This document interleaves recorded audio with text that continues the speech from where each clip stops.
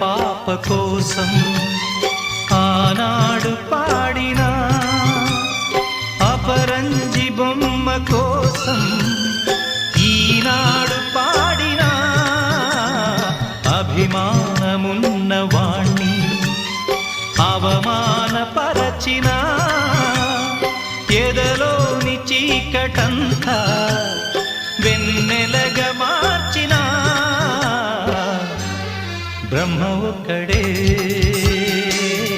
పరబ్రహ్మ ఒక్కడే.